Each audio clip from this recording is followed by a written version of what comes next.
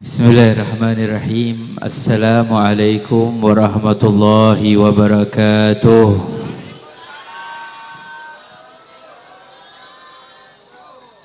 Kurang semangat, kurang kompak. Tadi saya dengar baca qasidahnya kompak semua ya. Saya doain yang jawab salam paling semangat, Allah kasih duitnya banyak. Kencengan aminnya ya. Assalamualaikum warahmatullahi wabarakatuh.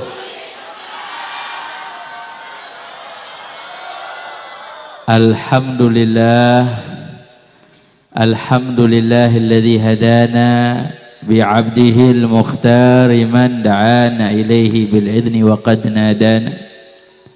Labbaika ya man dallana wa hadana. Allahumma salli wa sallim ala sayyidina Muhammadin nurika sari wa madadika al-jari wajma'na bihi fi kulli atwari wa ala alihi wa sahbihi ya nur. Amma ba'du, segala puji dan syukur kita panjatkan kehadrat Allah Jalla Jalaluh. Salawat dan salam kita sampaikan kepada junjungan kita, kekasih kita, pemimpin kita, penolong kita, penyelamat kita, pemberi syafaat untuk kita kelak nanti di hari kiamat, baginda Nabi besar Nabi kita Muhammad sallallahu alaihi wasallam beserta keluarga besarnya dan seluruh sahabatnya, juga para pengikutnya hingga hari kiamat. Yang kita muliakan para kiai, para alim ulama, para sepuh, para tokoh masyarakat yang hadir bersama, yang mohon maaf karena ketidakmampuan saya menyebut namanya satu persatu, namun tidak mengurangi rasa hormat, rasa ta'zim, rasa cinta kita kepada para pewaris Rasulullah sallallahu alaihi wasallam, wabil khusus sahabat saya khadimul majlis at-taufiq, guru kita tercinta Ustaz Gus Khairani. Semoga Allah panjangkan umur beliau, disehatkan badan beliau, dimudahkan langkah perjuangan beliau, dan juga sahibul bait ya, Bapak Muhammad dan keluarga besar yang berbahagia, pengantin dan semua yang ada di dalam rangka tasyakur ini. Mudah-mudahan Allah subhanahu wa ta'ala mengabulkan niat dan hajatnya semua yang hadir, hadirin hadirat yang dimuliakan Allah, muslimin muslimat. Mudah-mudahan Allah kasih semua kita panjang umur, sehat afiat. Allah berikan perlindungan kita, keselamatan dunia dan akhirat.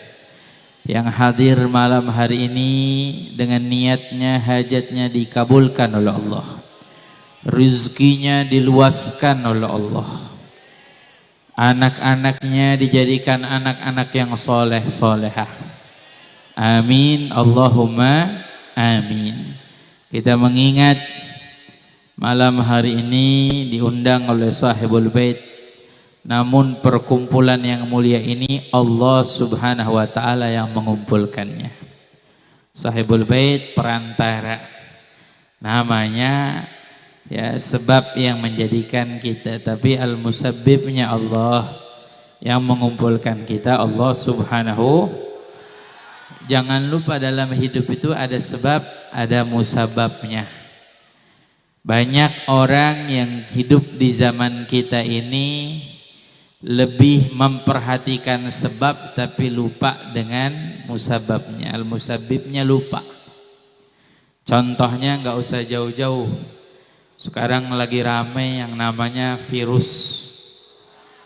Ya itulah, ramai pada takut. Orang pada takut katanya menjadikan orang mati itu cuma sebab. Penyakit sebab, yang namanya kematian mah pasti. Kullu nafsin dha'iqatul maut. Setiap jiwa pasti mati, kita juga semua pasti mati. Cuma salah satu sebabnya ya penyakit. Tapi ada orang nggak sakit mati. Dulu sahabat Nabi namanya Khalid ibn al-Walid. Sayyidina Khalid itu pahlawan perang. Dia itu pernah mengatakan, ini adraktu mi'atu ma'arakah. Saya hadir 100 perang katanya. Sebagian bersama Rasulullah. Sallu ala Nabi. Kata beliau, saya pengen mati syahid. Tapi apa? Beliau ini dijulukinya Saifullah, pedangnya Allah. Sedangkan pedangnya Allah tidak ada yang mampu mematahkan. Kira-kira siapa yang bisa matahin pedangnya Allah? Meninggal dunianya Sayyidina Khalid ibn al-Walid di atas tempat tidur. Itu waktu dimandikan jenazahnya ada bekas 70 tusukan tapi nggak mati. Bekas 70 tusukan di dadanya tapi nggak mati. Ada sebab. Ini namanya sebab. Beliau sampai pernah mengatakan dalam satu syairnya, in lam yamut bi sayfi falyamut bi ghairihi tanawwa'atil asbabu fal mautu wahidu. Kalau saya enggak mati karena pedang, saya mati karena yang lain. Yang namanya mati tetap mati. Sebab boleh bermacam yang namanya mati tetap satu. Nah, kita dalam hidup ingat sebab, jangan lupa dengan musabab. Jadi jangan khawatir kalau Allah Subhanahu wa taala mau menginginkan kita mati dengan virus atau bukan dengan virus, waktunya mati mati. Jadi jangan pernah kita khawatir. Sebab yang kita jalanin belum tentu 100% mengantarkan kita pada hasil.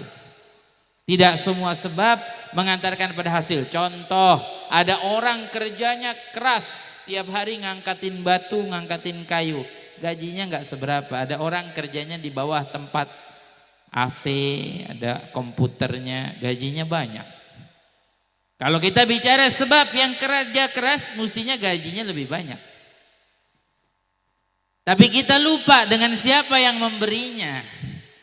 Rizki kita, jodoh kita, kematian kita, semua ada di tangan Allah. Jadi sengaja saya sampaikan di muqaddimah biar kita tambah yakin, tambah percaya kepada Allah Subhanahu wa taala. Jadi jangan pernah khawatir. Saya kasih contoh. Ini bukan saya nyuruh ini ya. Ya, contoh kalau beli rokok di bungkusnya ada tulisannya rokok itu membunuhmu. Sampai ada kedokteran bilang katanya jumlah kematian karena rokok lebih banyak daripada kematian karena corona. Nanti kita bilang hati-hati yang ngerokok, nanti cepat. Ada kakek-kakek umurnya 90 tahun masih merokok. Dia bilang, saya 90 tahun ngerokok kagak mati-mati. Mau ngomong apa kita? Mau bilang apa? Ada anak muda umur 20 tahun gak ngerokok, mati. Waktunya mati ya mati. Supaya kita yakin kepada Allah, insya Allah semua yang hadir di sini dijaga, dilindungi oleh Allah. Serahkan semua pada Allah, yakini semua pada Allah. Sebab kita jalanin. Sebabnya kita jalanin. Pengen sehat, sebabnya sehat jalanin. Asbabnya yang membuat kita sehat kita jalanin, tapi yang memberi sehat dan sakit sama seperti malam hari ini yang mengumpulkan kita Allah, yang memberi nikmat kita, yang memberi kebahagiaan malam hari ini, yang mempersatukan pengantin, yang memberi rizki, yang memberi keturunan. Jadi jangan pernah khawatir. Yakinlah kita kepada Allah Subhanahu. Tapi jangan lupa Allah jadikan dalam hidup ini semua yang kita jalani tujuannya satu. Apa? Untuk beribadah kepada Allah. Nikah aja kita disuruh nikah supaya apa? Ibadah. Paling enaknya ibadah nikah. Betul apa salah? Iya, nikah tuh paling enak ibadah. Makanya saya bingung, acara apa? Walimatul urus, saya suruh ceramah. Saya bilang ceramah apa pernikahan, bingung. Ceramahnya gini aja, udah nikah enak, yang udah aja mau lagi. Gitu aja ya. Cukup apa enggak? Cukup apa enggak? Artinya apa? Nikah itu ibadah, udah ibadah, nikmat Allah kasih. Apa? Punya anak, ibadah. Kerja, ibadah. Punya tetangga, punya teman, punya keluarga, semua tujuan hidup buat ibadah. Wa ma khalaqtul jinna wal insa illa liya'budun. Tidak aku ciptakan jin dan manusia melainkan untuk ibadah. Maka jadikanlah tujuan hidup kita adalah untuk beribadah kepada Allah Subhanahu wa ta'ala. Dulu ada satu ulama besar namanya Imam Syaqiq al-Balkhi. Imam Syaqiq ini beliau adalah salah seorang ulama salaf. Kita sering mendengar kata salaf. Nah, kalau mendengar kata salaf itu adalah orang-orang yang hidup dalam riwayat 200 tahun, ada riwayat 300 tahun setelah Rasulullah, itu disebut namanya zaman salaf. Kalau sekarang dibilangnya zaman milenial. Kalau dulu 200 tahun masa setelah wafat Rasulullah disebutnya salaf. Jadi banyak orang berbicara tentang salaf tapi nggak kenal ulama salaf, salah. Dan banyak sekarang mengatakan ini ajaran salaf, ini manhaj salaf. Kenali dulu ulama salaf, di antaranya Imam Syaqiq al-Balkhi. Beliau wafat 193 daripada hijrahnya Nabi. Beliau pernah tanya kepada muridnya gini, nama muridnya Hatim al-Asam. Ya Hatim, sahabtani 30 sana. Hai Hatim, kamu bersahabat dengan saya 30 tahun. Ini ungkapannya Imam Syaqiq al-Balkhi luar biasa. Dengan penuh ketawaduannya kepada muridnya, dia enggak bilang kamu belajar sama saya 30 tahun, enggak. Beliau bilangnya kamu bersahabat dengan saya 30 tahun. Madza hasalt? Apa yang kamu dapetin? Pertama, ketawaduan beliau. Kedua, belajarnya 30 tahun. Bukan jangka waktu yang pendek. Bukan yang sebentar. 30 tahun. Ini Masjid Majelis At-Taufik udah berapa? 5 tahun ya. Saya pernah hadir miladnya yang ketiga kalau tidak salah. Alhamdulillah, mudah-mudahan sampai kita tua semuanya. Istiqomah di Majelis At-Taufik. Amin ya Rabbal Alamin. 30 tahun. Dulu Al-Imam Ahmad bin Zain Al-Habsyi, pengarang kitab Risalatul Jami'ah dalam fikih, belajar dengan gurunya Imam Haddad itu 40 tahun. Jalan kaki lumayan jaraknya dari kota namanya kota Hautah menuju kota Tarim. Itu kurang lebih kalau pakai mobil 45 menit. Dari mana ke mana tuh? Kalau saya perhatiin tadi kurang lebih dari kota ke sini. Jalan kaki. Ini di sini ada yang jalan kaki dari kota. Kali ada ibu-ibu jalan kaki? Nggak ada ya Bu ya? Jalan kaki, bukan setahun 2 tahun ngajinya, 40 tahun. Dulu teringat ada namanya Habib Umar bin Hud al-Attas di Jakarta, rumahnya di Celilitan, belajar dengan gurunya Al-Habib Abdullah bin Muhsin al-Attas pakai sepeda ontel. Jakarta ke Bogor. Itu jaraknya sama, kota ke sini. Pakai sepeda ontel ngaji setiap hari. Menuntut nggak ada kata bosan, nggak ada kata lelah. Kadang kita malu, majelis 100 meter kitanya nggak nyampe. Pengajian 100 meter kitanya nggak sampai. Bayangkan tuh. 30 tahun belajar. Mudah-mudahan kita semua diistiqomahkan oleh Allah. Apa kata Imam Hatim al-Asam? Kata Imam Hatim al-Asam begini. Yang saya dapatin diantaranya, saya merenungi, saya melihat semua manusia khususnya punya kekasih. Semua manusia punya kecintaan. Tapi setiap yang kita cintai, setiap kekasih kita, itu terakhir hanya menemani kita sampai pada saat kita sakaratul maut. Kita sakaratul maut, kekasih kita nemenin. Selesai meninggal, kita ditinggalkan. Nanti akan terjadi seperti itu. Ketika ditinggalkan, orang tanya gimana? Sudah habis. Sudah meninggal. Paling jauh kekasih kita yang kita cintai menemani kita sampai kita ditaruh di liang lahat. Selebihnya meninggalkan kita, dan setelah kita dikuburkan, kita di dalam kubur sendirian. Coba tanya sama kekasih atau apapun yang kita cintai, mau nggak nemenin kita dalam kubur? Ini ibu-ibu pulang dari sini tanya sama suaminya, tadi saya ngaji, kata Habib nggak ada kekasih satupun atau orang yang dicintai satupun mau menemani dalam kubur. Bapak mau nggak nemenin saya dalam kubur? Itu udah dijawab sama ibu. Yang bapak tanya sama istrinya, kira-kira mama mau nggak nemenin saya dalam kubur? Tuh dijawabin langsung. Nggak ada yang boleh tanya sama anak kita tuh. Yang setiap hari dibanggain, yang setiap hari diurusin, tanya. Nggak ada yang mau. Berarti tandanya kita semua bakal tinggal di dalam kubur sendirian. Gelapnya kubur. Nggak akan ada yang menemani, semuanya akan kita lepaskan. Kacamata akan kita lepaskan. Nggak ada mayit pakai kacamata. Keren banget mayit pakai kacamata. Betul apa salah? Uang nggak akan kita bawa, harta nggak akan kita bawa. Nggak ada kain kafan ada kantongnya. Ada kain kafan pakai kantong. Kali bisa request. Nanti saya jahitin kain kafan ada kantong Doraemonnya di sini. Nggak ada. Semua akan kita tinggalkan, yang kita cintai akan kita tinggalkan. Tarakana fardan. Kita semua ditinggalin sendirian. Gelap kubur. Gelap. Mau tahu gelapnya kubur? Gampang. Buka aja peci hitam, taruh di muka. Lihat dah gelap nggak? Pasti gelap. Gelap kubur sendirian, sempit. Bukan cuma sempit, dihempit kita. Kata Nabi dalam hadisnya, Al-Imam Suyuti meriwayatkan dalam kitab Syarh Sudur, la ahad yafur min dhammatil qabr. Tidak ada satu orang pun bisa lari dari hempitnya kubur. Enggak ada. Udah sempit dihempit. Apa bahasa Maduranya dihempit? Dikepek itu. Saya belajar dikit-dikit bahasa Madura ya. Tuh.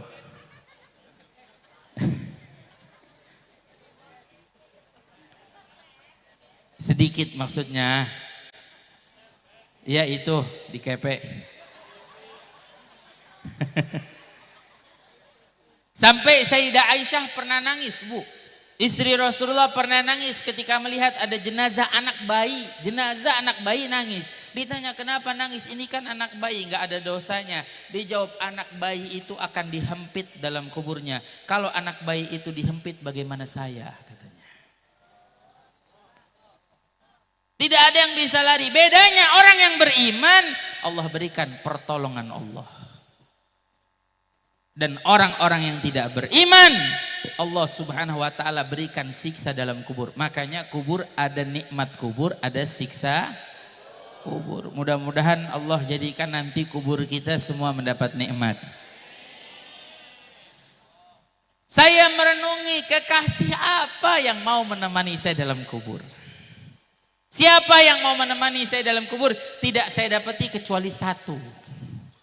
Apa satu tersebut? Hanya amal-amal soleh yang akan menemani saya dalam kubur. Makanya malam hari ini kita kumpul bersolawat, kita mengaji, kita berzikir bersama, kita mendengarkan nasihat, kita bersyukur, kita bermunajat, kita merenung bersama. Mudah-mudahan jadi catatan amal soleh buat kita nanti. Majelis ini menjadi pencahaya, penerang di dalam kubur kita nanti. Amin ya Allah ya Rabbal. Nah ini amal-amal soleh yang harus kita lakukan tiap harinya. Makanya manusia itu perlu atau butuh dengan yang namanya amal soleh. Jadikan amal soleh itu kecintaan kita. Makanya dalam pernikahan ibadah, dalam berkeluarga ibadah, punya anak ibadah, punya orang tua ibadah, punya rizki ibadah. Punya apapun Allah jadikan di sisi itu ibadah. Mohon maaf kita manusia, tapi jangan cuma jadi manusia, rugi Pak Bu jadi manusia. Cuma jadi manusia rugi. Siapa yang bilang? Allah loh. Dalam Al-Quran Allah berfirman, innal insana lafi khusrin. Sesungguhnya manusia dalam Manusia rugi, cuma jadi manusia rugi. Tapi manusia yang beruntung illal ladzina wa amilus, kecuali yang beriman dan beramal soleh. Orang yang mau menguatkan imannya dan mau beramal soleh, inilah manusia-manusia yang beruntung. Manusia-manusia yang mulia. Makanya buat apa kita hadir majelis, buat apa kita ngaji, buat apa kita sholawat, kalau bukan menguatkan iman kita, cinta pada Allah dan pada Rasulullah, dan juga kita beramal soleh. Oh, jangan kita pikir ini habis begitu saja nih. Ini semua ada pahalanya insya Allah di sisi Allah Subhanahu. Makanya Imam Hatim ditanya lagi, apa lagi? Dia jawab begini, saya renungi satu firmannya Allah. Allah Subhanahu wa taala berfirman, "Ma indakum yanfad wa ma indallah baq." Apa yang di sisi kamu habis. Apa yang di sisi Allah kekal. Sesuatu yang kita punya di sisi kita, kita pakai habis, selesai. Tapi yang kita gunakan untuk Allah itu akan kekal, disimpan oleh Allah. Artinya apa? Saya melihat, kata Imam Hatim, manusia sibuk dengan dunia, menghabiskan waktunya untuk dunia, hartanya untuk dunia. Hanya untuk kepentingan dirinya sendiri. Lupa menyimpannya di sisi Allah. Lupa menjadikan itu di jalan Allah. Sehingga hanya habis untuk kepentingan pribadi, selesai. Dan dia tidak punya apapun dalam tabungannya kepada Allah. Jadi di sisi Allah nggak punya tabungan. Sedangkan yang di sisi manusia habis, yang di sisi Allah kekal. Saya kasih contoh waktu-waktu Bapak Ibu anak muda yang duduk di majelis At-Taufik dari mulai tadi sampai sekarang sudah berapa jam. Jangan kita pikir jam kita itu terlewatkan, waktu kita habis, tapi pahalanya masih disimpan di sisi Allah. Sebab kita gunakan waktu kita untuk Allah. Harta kita pun begitu. Tenaga kita pun begitu yang berkhidmat di majelis. Mereka yang berjuang untuk amal-amal soleh, untuk kebaikan. Jangan kita pikir habis begitu saja. Tapi disimpan di sisi Allah. Nih, saya punya pertanyaan. Jawab ya. Ada burung 5 di pohon, ditembak 3, sisa berapa? Kok 2? Sisa 3. 8. Banyak banget. Sekali lagi, ada burung 5, ditembak 3, sisa berapa? Habis. Yang 3 mati, yang 2 kabur. Berapa? 3, yang 3 dapat, yang 2 lari. Sisa berapa? Ini filosofinya Imam Ghazali loh. Ada burung 5, ditembak 3, sisa berapa? Sisa 3. Kenapa sisa 3? Yang 2 temennya lihat yang 3 ditembak, ayo kabur dia. Yang tersisa, yang dapat, yang tersimpan. Saya kasih contoh, Bapak Ibu punya uang 2 juta. Saya doain semua yang hadir di sini penghasilannya sebulan 100 juta. Amin ya Allah. Amin dulu, malaikat dengar, dicatat sama malaikat, Allah kabulkan. 100 juta tiap bulan kan enak. Amin. Amin ya Rabbal. Nih, kita punya uang 2 juta. Jangan Bapak Ibu anak muda punya uang 2 juta. Ambil dari 2.500.000 kita kasih buat kedua orang tua kita. Senangnya orang tua kita luar biasa. Yang namanya pemberian dari anak, hadiah. Walaupun walaupun orang tua kita kaya. Walaupun orang tua kita mampu, walaupun orang tua kita punya. Tapi yang namanya dari anak, walaupun sedikit itu sangat bermakna. Ya mohon maaf, biasanya anak kalau dibelikan sesuatu nggak pernah bilang, ini dibelikan orang tua, nggak pernah, jarang. Tapi yang namanya orang tua kalau dibelikan sesuatu oleh anak, dia bangga bicara sama semua orang, ini pembelian anak saya. Contoh, ibu pakai mukena, ditanya sama tetangganya, ibu mukenanya bagus, iya ini anak saya yang belikan. Ibu belikan anak ibu motor, dipakai motornya jalan-jalan, ditanya motornya bagus, iya motor saya. Betul apa saya? Kebanyakan anak begitu Pak. Makanya yang namanya orang tua dikasih sesuatu oleh anaknya bahagia luar biasa. Kebahagiaan yang hebat. Saya pernah mengalami masa almarhum ayah saya masih ada. Saya waktu itu belum punya uang yang banyak, ayah saya udah punya uang, punya usaha sendiri. Suatu hari mau pergi jalan pakai mobil tapi nggak ada bensinnya. Saya perhatiin ayah saya mundar mandir aja di rumah. Kalau bahasa kitanya kode, nggak punya duit. Saya waktu itu ingat dapat uang 500.000 hadiah. Saya simpan di kantong, saya tanya, saya manggilnya Abah. Abah kenapa kok mundar mandir? Pengen jalan ke Bogor. Terus kenapa? Bensinnya nggak ada. Saya waktu itu belum kerja atau usaha atau punya apapun. Saya bilang ya udah alhamdulillah saya dapat rezeki 500. Saya bilang 300 buat Abah beli bensin sampai full, 200 buat saya. Itu saya masih ingat. Ayah saya dikasih uang 300 doang, tapi senangnya luar biasa. Bahagianya luar biasa, nggak akan saya lupakan itu. Yang namanya orang tua diberikan oleh anaknya. Nah, kita punya uang tadi 2 juta anak muda, kita kasih 500.000 buat ibu kita, buat ayah kita. Ambil lagi dari 2 juta tadi, 500.000 lagi kita sedekah masjid, majelis taklim. Ambil lagi 500.000 lagi kita sedekah fakir miskin, orang-orang fakir atau anak-anak yatim. Pertanyaannya dari 2 juta diambil 500.000 buat orang tua, 500.000 masjid majelis taklim, 500.000 buat fakir miskin dan anak yatim, sisanya berapa? Pasti semua jawabnya 500.000, tapi hakikatnya sisanya 1,5 juta.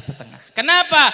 Sebab yang 500.000 untuk orang tua, 500.000 untuk masjid yang kita sedekahkan, 500.000 untuk fakir miskin, tidak habis begitu saja, tapi disimpan di sisi Allah. Dan Allah bakal balas kita dengan balasan yang indah, balasan yang mulia di sisi Allah. Ini disimpan di banknya Allah, namanya Bank BCA, Bank Sentral Allah. Bukan BCA yang di kota Sampang. Ini banknya Allah. Dan balasan Allah indah. Balasan Allah subhanahu wa ta'ala luar biasa. Ada satu kisah. Kalau Bapak Ibu pernah nonton film, ada film namanya GGS. Ya itulah. Itu produsernya, dia pernah cerita. Dia bilang dulu saya Habib orang miskin. Tinggalnya di pinggir kali, pinggir sungai. Dia cerita kenapa Allah kasih rizkinya melimpah. Rizkinya banyak. Nih kita mau bicara balasan Allah ya. Ini di dunia loh. Dia bilang apa? Saya ini gak punya amalan apa-apa kecuali 3 yang saya gak tinggalkan. 1, saya gak tinggal bangun malam, saya tahajud. Yang kedua, saya gak pernah mau menyedihkan orang tua saya. Yang ketiga, saya selalu sedekah yatim walau cuma 5.000 rupiah. Suatu hari dia itu bekerja dalam satu perusahaan film, belum jadi produser, jadi apa? Jadi orang yang suka acting berantem, dia bagian dipukulinnya. Namanya stuntman. Dibayar 200.000 tapi sampai rumah bonyok. Dia bilang sama saya begini, Bib, saya dikasih uang 200.000. Kalau nyampe rumah tuh orang tua saya suka minta ibu saya, ayah saya sudah meninggal. Ibu saya suka minta 100, saya kasih. Gak pernah saya tolak. Alhamdulillah Allah kasih rezeki sampai saya bisa kredit mobil dan saya bisa sewa rumah. Suatu hari saya dipecat. Ketika saya dipecat, mobil belum dibayar, kreditnya, rumah saya sewanya belum dibayar. Dan waktu itu saya pulang cuma bawa uang 300.000 sampai rumah ibu saya nggak mau ibu saya sedih, saya cuma bilang, Bu, doain anakmu ini lagi dapat masalah di tempat kerja. Ibunya cuma doain, nak, ibu doakan supaya masalah kamu cepat diselesaikan. Ibu juga punya masalah, nak. Kata anaknya, ada apa, Bu? Ini adik kamu yang kecil mau jalan-jalan sekolahannya, perlu uang 200.000. Anaknya nggak bilang nggak ada, 300.000 mau bayar kontrakan, enggak. Siap, Bu, ini 200.000. Sisa berapa? 100. Dia bawa pulang tuh uang 100 sambil bawa mobilnya sampai di lampu merah, namanya lampu merah Kolong Cawang. Kalau ke Jakarta ada namanya lampu merah Kolong Cawang. Sampai di lampu merah dia pegang duit 100, dia nangis. Ya Allah, kok ujian saya berat. Berilah saya pertolongan. Baru doa begitu, tahu-tahu ada yang ketok jendelanya. Ternyata fakir miskin minta. Tambah bingung lagi dia. Udah tinggal 100.000. Tapi dia ambil uang 100.000 dilipit kecil-kecil. Selesai dilipet kecil-kecil dia doa begini. Ini doanya pakai bahasa Indonesia. Doa kan boleh pakai bahasa apa aja, yang penting hati kita tuh tulus. Dia doanya gini, ya Allah, ini uang satu-satunya yang saya punya, saya kasih orang fakir ini biar dia kaget. Yang namanya fakir minta dikasih duit 100.000 lompat. Jarang orang kita mau sedekah 100.000. Paling banyak berapa? 2.000 lagi. Kebanyakan 1.000, kebanyakan orang sedekahnya 1.000 koinan, kadang 500 malah. Kadang ada yang nyari 1.000, carinya uangnya yang sobek-sobek dulu. Kadang kita malu sedekah 1.000 kalah sama kamar mandi, pom bensin. 2.000 ya. Dia kasih itu, dia doa gini, ya Allah, ini uang satu-satunya yang saya punya, saya pakai buat beli apapun habis. Ya udah, aku simpan di sisimu. Ya Allah, aku berikan kepada orang fakir ini biar dia kaget. Ya Allah, balas saya supaya saya kaget-kaget. Doanya gitu. Ini doanya aneh loh. Ya Allah, balas saya supaya saya kaget. Subhanallah, dapat 3 hari dipanggil kerja. Kerjanya terus maju sampai dia jadi produser. Sekarang mobilnya 14. Itu baru dia, belum adiknya, belum keluarganya. Rumahnya itu sampai gedong. Dari apa didapati? Ini namanya balasan Allah. Dia sampai bilang begini, Bib, saya emang gak percaya saya jadi orang kaya. Saya bilang, lah ente doanya minta kaget. Ya Allah, kagetin. Ya Allah, kalau mau balas kita loh, siapa yang bisa tahu? Kaget kita dengan balasan Allah indahnya. Makanya dalam yang kita lakukan, amal ibadah yang kita perbuat, bahkan harta yang kita jadikan di jalan Allah, jangan kita pikir habis sia-sia, tapi akan dibalas oleh Allah. Mudah-mudahan Allah balas kebaikan kita dunia dan akhirat dengan keindahan dan keluhuran balasan Allah, kebesaran dan keagungan Allah. Amin ya Rabbal alamin. Jadi jangan kita pikir habis, nggak ada. Kemarin nih ibu bapak yang sembelih kurban, jangan dipikir habis, keluar uang 2 juta 3 juta beli kambing, disimpan. Sampai Nabi yang bilang darahnya sebelum sampai ke bumi ditadah oleh malaikat supaya jadi saksi, artinya bakal dibalas oleh Allah.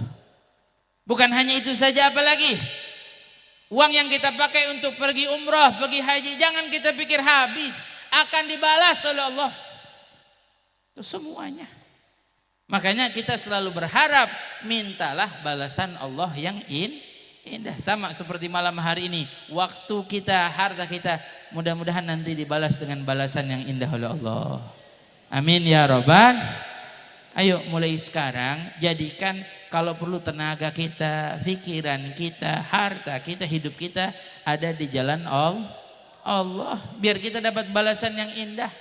Ya mohon maaf, kemarin Idul Adha, Masya Allah, yang sembelih kurban pada pikir-pikir. Kemarin di tempat saya orang mau sembelih kurban, pikir-pikir beli kurban apa enggak jadi ya. Kalau beli sepeda enggak pikir-pikir. Tempat saya lagi rame tuh yang namanya sepeda, Masya Allah. Sampai sepeda tadinya harganya 1 juta jadi 3 juta sekarang. Saking banyaknya orang pakai sepeda. Enggak tahu kalau di Sampang pada pakai sepeda apa enggak. Baru-baru rame-rame. Ramenya baru ini apa udah lama pakai sepeda? Lah kan sekarang banyak, lihat aja di media sosial.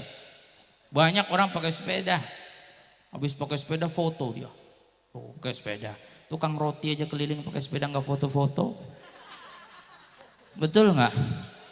Orang kita aja senengnya foto-foto.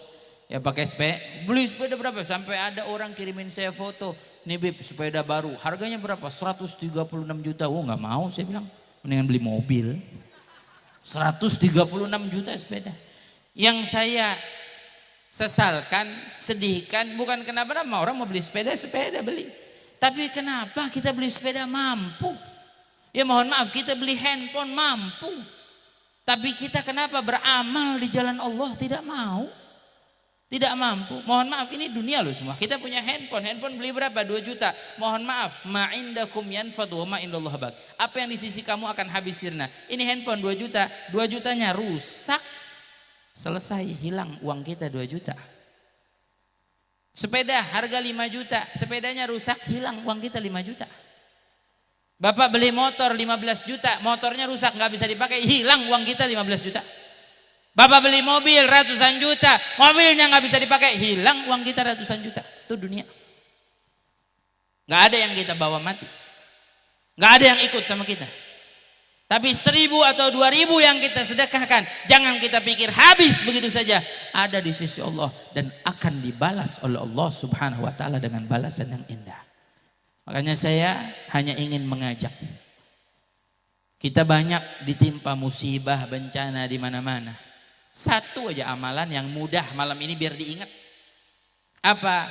Kita mulai sekarang hidupkan yang namanya bersedekah.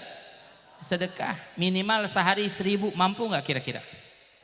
Kira-kira yang hadir di sini sehari 1.000, sebulan 30.000, mampu nggak sedekah? Saya nggak minta banyak-banyak loh. Saya nggak minta kita sedekah 100.000, 1 juta, enggak. Berharap gitu ilmu yang disampaikan di majelis ini kita amali 1.000. Nggak bisa sehari, seminggu sekali dah. Kita yang penting ilmu kita amalkan, insya Allah pengajian ini jadi berkah, diingat sampai nanti hari kiamat. Oh, majelis di tempat Bapak Muhammad, diingat pengajiannya mengajarkan kita untuk bersedekah atau beramal di jalan Allah. Insya Allah kita akan lihat dan kita akan saksikan bagaimana keagungan dan kebesarannya sedekah. Dan gak akan habis harta kita kalau kita sedekahkan. Percaya apa enggak? Nabi yang bilang, manuqisa malun min sadaqah. Harta kita sedekahkan gak akan habis. Bal yazdad 3 kali diulangi oleh Rasulullah. Artinya diulangi, artinya kita akan dibalas berlipat ganda. Percaya apa enggak? Dan bukan hanya dibalas berlipat ganda, cash langsung. Percaya apa enggak? Saya percaya kita kalau sedekah langsung dibalas oleh Allah. Tapi jangan ditunggu ya. Nanti ada jamaah sedekah ke majelis 100.000, keluar dari majelis tungguin, ya Allah mana 300.000 ya Allah. Jangan ditungguin. Bisa jadi Allah balas dengan nikmat sehat. Bisa jadi kita keluarga yang di rumah, istri kita, anak kita dikasih sehat, berkah kita sedekah. Sedekah balasannya nikmatnya Allah bukan hanya cuma sehat, bukan hanya cuma dibalas harta, bisa jadi sehat, bisa jadi selamat. Kita yang naik motor pulang dari sini dijaga, dilindungi oleh Allah. Ini terakhir ada satu kisah, ini kisah nyata loh. Ada satu orang bekerja di Saudi Arabia, seorang ibu. Si ibu ini kerja dengan satu orang yang kaya raya. Cuma orang kaya ini majikannya, ibunya ini punya penyakit. Dokternya sudah vonis, kata dokter penyakitnya namanya leukemia atau bahasa kitanya darah putih.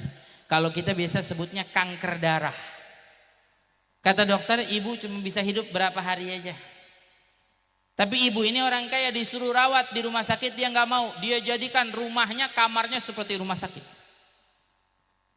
Nah ada satu pekerjanya dari Indonesia, ini kisah dari orang Indonesia loh, nyata. Dia bekerja dengan ibu ini, mengurusi ibu ini. Tapi ada yang aneh. Apa yang aneh? Si ibu yang dari Indonesia ini setiap berapa menit masuk kamar mandi. Ditanya oleh majikannya, mohon maaf saya bukannya mau ngurusin urusan kamar mandi. Kan kita nggak boleh nanyain orang ke kamar mandi. Nanti mau kemana kamar mandi, mau ngapain, jangan ditanya.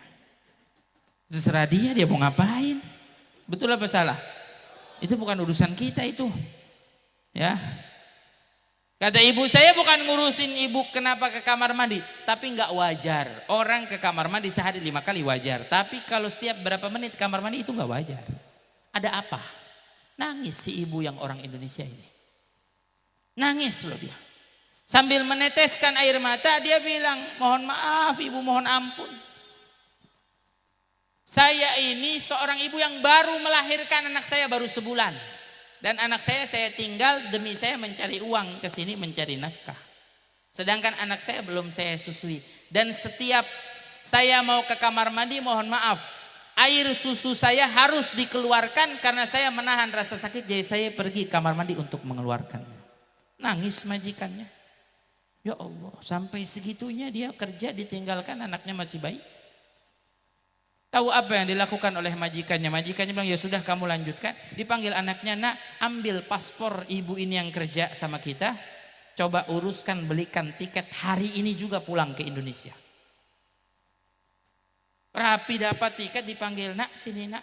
Kamu ini paspor kamu, ini tiket, kamu sekarang pulang ke Indonesia. Kamu urus anak kamu.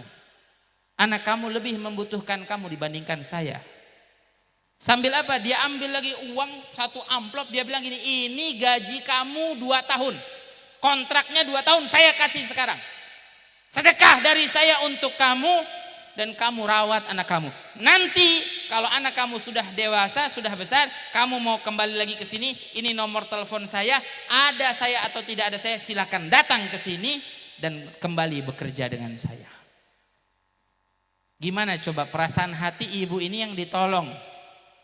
Dengan sedekah seorang yang kaya raya. Akhirnya apa yang terjadi? Si ibu ini pulang ke Indonesia, si majikan yang tadi sakit, yang kata dokter tinggal berapa hari, pergi ke rumah sakit, ternyata setelah diperiksa penyakitnya sudah sembuh. Sampai dokternya tanya, ibu minum obat apa cepat sembuh? Tidak ada dalam kedokteran obat yang bisa menyembuhkan. Kita cuma bisa mampu kasih obat, ibu bertahan. Tapi ini ibu sembuh, tidak ada penyakit kanker darahnya. Ya pikir-pikir obat apa sama yang dikasih oleh dokter, itulah yang saya minum. Ternyata dipikir-pikir apa? Oh iya, saya ingat, saya minum obat resepnya dari Rasulullah SAW. Kata Rasulullah, dawu amradakum bisadaqah, obati penyakit kalian dengan bersedekah. Tuh Nabi yang bilang. Saya mah cuma nyampein. Hebatnya tuh dibalas oleh Allah dengan nikmat seperti itu. Makanya kita yang ngeluh sakit, nggak usah jauh-jauh, sedekah. Insya Allah dengan niat sedekah, Allah Subhanahu Wa Taala angkat penyakit kita. Amin ya Allah ya Rabbal. Amin ya Allah ya Rabbal. Ya Rabbal Alamin. Cuman satu amalannya, biar nggak lupa ngajinya. Ayo kita bersedekah. Saya biasanya mau ngasih hadiah, mumpung saya ke Majelis At-Taufik. Ini mumpung ada band tabok. Nah ini namanya apa? Band tabok ini. Boleh band keplak, band tabok, band kemplang, band apa lagi? Ya terserahlah. Ya ini dari Majelis At-Taufik. Saya mau ngasih hadiah khusus untuk sahabat saya tercinta, Al-Ustadz Gus Khairani. Saya punya sholawatan bahasa Indonesia. Mudah-mudahan mau dibawain pakai hadroh. Boleh? Boleh ya? Ibu mau ikutin? Tapi saya nggak bisa ngasih semangat kayak Gus Khairani. Tapi saya maunya semangat semuanya. Ini buat semuanya hadiah. Buat jamaah majelis atau taufik. Mudah-mudahan kita semua dapat taufiknya Allah. Amin ya Rabbal. Baca semua ya. Salatullah salamullah ala taha rasulillah. Salatullah salamullah ala yasin habibillah. Salatullah salamullah ala taha rasulillah. Salatullah salamullah ala yasin habibillah. Wahai ikhwan, kawan semua, hendaklah kita sadar bersama, hidup di dunia tiada lama, pasti kembali ke alam baka. Salatullah salamullah ala taha Rasulillah. Salatullah salamullah ala yasin habibillah. bila sudah sampai ajal, semua harta benda ditinggal. Bila sudah sampai ajal, semua harta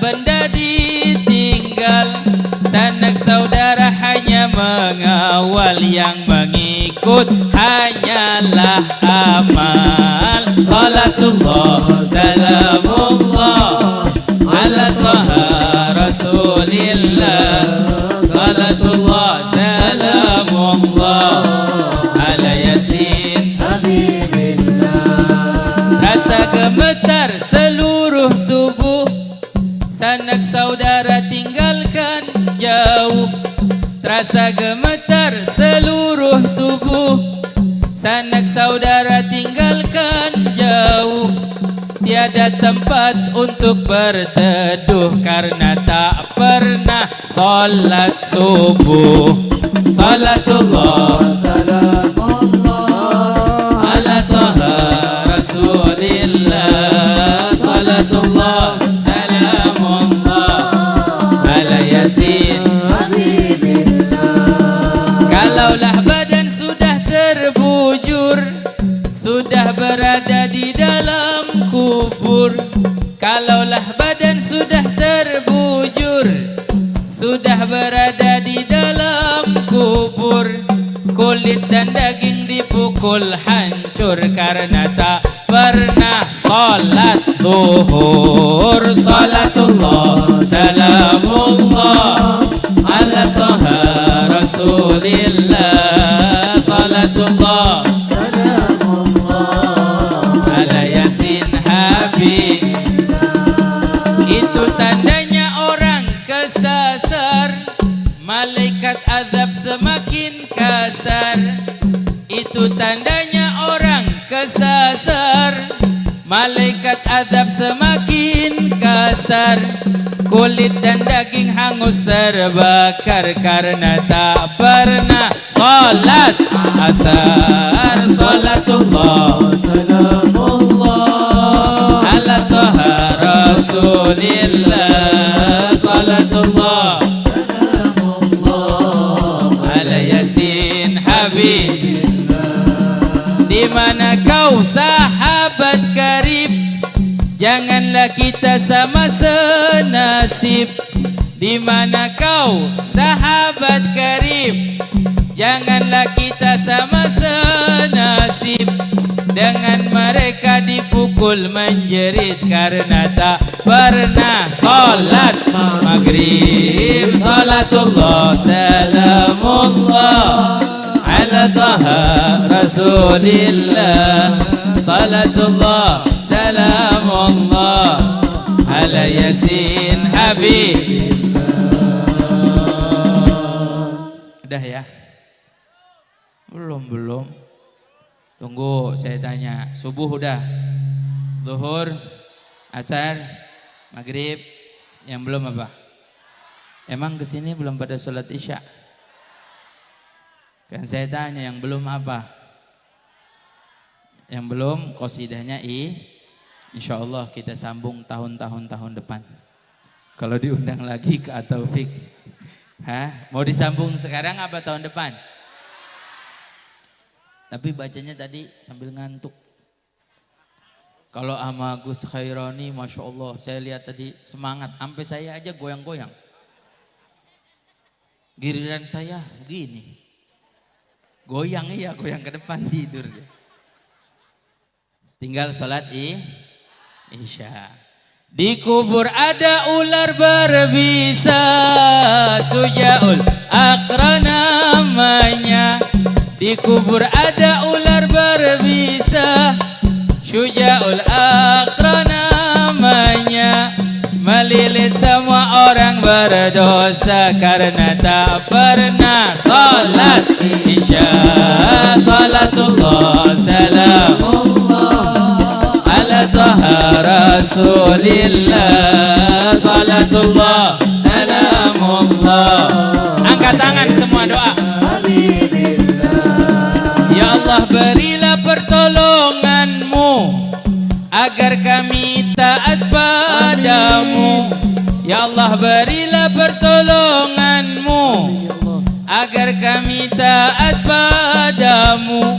Menjalankan semua perintahmu, salat yang wajib 5 waktu. Salatullah salamullah ala taha Rasulillah, salatullah salamullah ala yasin habibillah. Sallu ala nabi.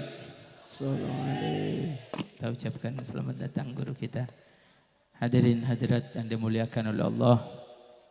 Kita doakan guru-guru kita semua semoga diberi panjang umur, sehat afiat. Kita doain majelis At-Taufik makin maju, makin jaya, amin. Majelis yang menghidupkan hati para pemuda-pemudi, para orang tua kita. Ini paling banyak pahalanya orang yang mengajak orang bersolawat kepada Nabi Muhammad. Paling banyak orang pahala itu mengajak orang baca solawat. Yang baca solawat dapat pahala, yang ngajaknya lebih dapat pahala. Makanya kita doakan guru kita selalu bisa bimbing kita bersolawat kepada Nabi Muhammad Sallallahu Alaihi Wasallam. Para guru-guru, para kiai, para sepuh, para tokoh masyarakat semua dilindungi oleh Allah. Semua yang hadir hajatnya dikabulkan oleh Allah. Berkhusus sahibul bait, niatnya hajatnya dikabulkan oleh Allah Subhanahu Wa Taala. Amin ya Rabbal. Terakhir, tapi jangan marah ya, ini cuma supaya nggak ngantuk. Ada satu ustadz bilang gini, katanya kalau orang, tadi saya bawain qasidah tentang sholat 5 waktu. Emang sengaja saya kalau majelis supaya orang kagak ngantuk, ya baca qasidahnya sholat 5 waktu. Mudah-mudahan kita yang keluar dari majelis ini sholatnya selalu dijaga, 5 waktunya terjaga, amin. Kata ustadz, ada satu ustadz bilang katanya kalau ada orang suka ninggalin sholat itu kayak binatang yang makan pisang. Apa namanya? Kurang kenceng. Kurang kenceng. Ya itulah. Saya mau tanya ya. Kita sama binatang yang makan pisang sama apa beda? Beda. Jangan bilang sama. Beda apa sama? Beda. Nih saya tanya, kita makan dia makan enggak? Kita minum dia minum enggak? Kita tidur dia tidur enggak? Sama dong. Sekali lagi saya tanya, kita sama binatang yang makan pisang sama apa beda? Kita makan dia makan, kita minum dia minum, kita tidur dia tidur, tapi kita sholat dia sholat, kita sholat dia sholat. Kita sholat dia sholat, berarti yang enggak sholat kurang kencang. Yang enggak sholat, yang enggak sholat, yang enggak sholat. Bapak ingetin, bapak kalau punya istri di rumah enggak sholat, berarti bapak tiap hari nemenin. Ibu ingetin, ibu kalau punya suami di rumah enggak sholat, berarti tiap hari nemenin. Bapak ibu ingetin, kalau di rumah punya anak yang nggak sholat berarti tiap hari ngasih makan. Kalau satu keluarga nggak sholat berarti keluarga. Waduh, sakinah mawaddah rahmah itu. Kalau satu rumah nggak sholat berarti rumahnya kandang. Mohon maaf Pak, Bu, Ustadz, Kiai, mohon maaf. Yang ngomong bukan saya loh. Boleh dicek rekamannya, nanti akan tampil di YouTube At-Taufik. Saya bilangnya binatang yang makan, yang nyebutin siapa? Yang sebutin namanya siapa? Tuh ibu-ibu, udah gitu ke arah saya lagi. Monyet. Udah saya berhenti ceramah. Assalamualaikum warahmatullahi wabarakatuh.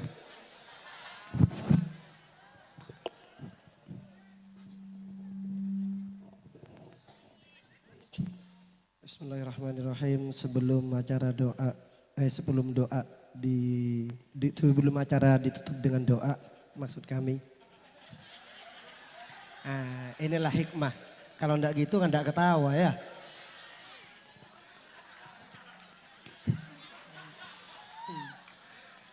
Sebelum ditutup dengan doa, maka ini ada acara pemberian 2 cindera mata.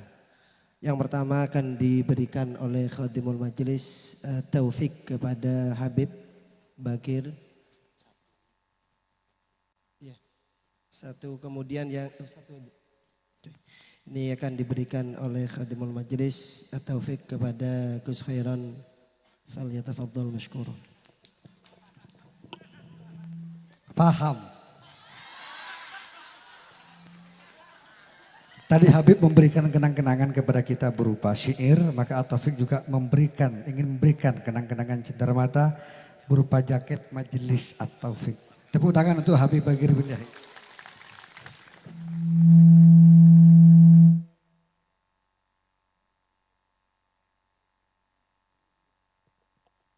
Semoga muat Habib.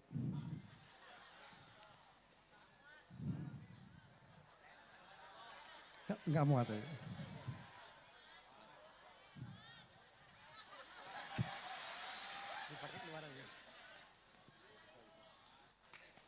Ini sudah paling besar. Kalau saya nggak muat, tetap saya muatin. Ini dari At-Taufik ini. Iya. Tepuk tangan untuk Habib Bagir. Sebenarnya saya naksir surbannya beliau ini. Semoga dikalungkan ke saya.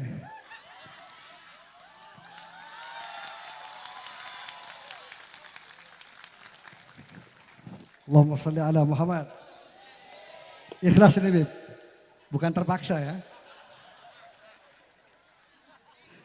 Semoga menjadi serban yang barokah. Amin. Allahumma